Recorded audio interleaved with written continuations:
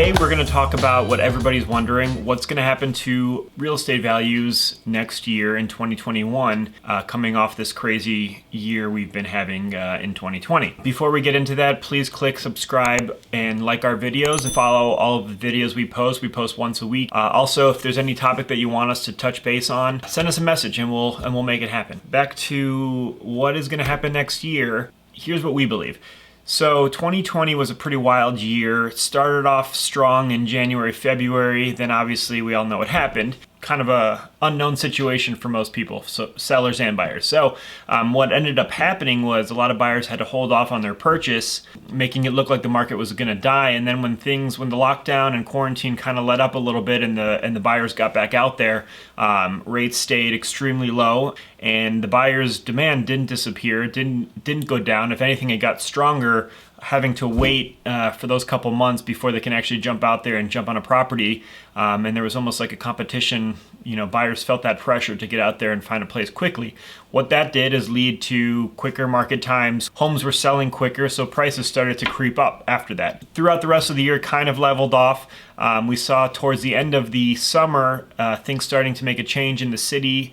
In the condo market, stalled a little bit. Condos were staying on the market a little bit longer than normal at this time of year. And the reason for that was a lot of people were starting to move to the suburbs. They got cabin fever being quarantined and realized they needed a lot more space. There was a lot of issues going on in the city at the time. There was protests and riots and looting, a lot of property damage, and people were getting worried. So the single family home market in the suburbs did great. Places were going quickly, faster than they normally would. Prices increased a bit because of that demand. Now things are kind of tailing off as it typically does in the winter season. But where is this going to lead us to next year? So as things cool down at the end of this year, those are going to be the new comps coming next year. So when new sellers come on the market at the beginning of 2021, they're going to need to pay very close attention to the most recent comps, pay very close attention to market time, and they're going to have to be aggressive on their pricing and not overprice.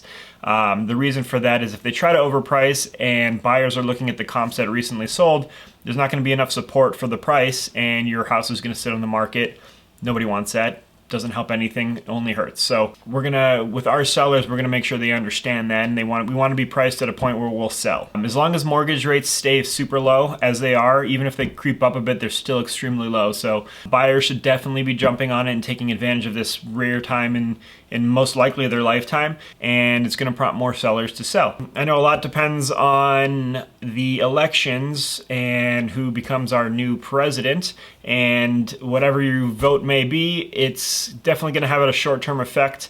It won't be a long-term effect. I think it's just going to be, soon after it, a month or two, once everything cools down, life goes on, things will go back to normal. Now let's get rid of coronavirus. We're all sick of it.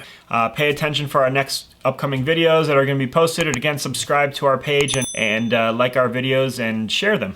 Talk to you soon.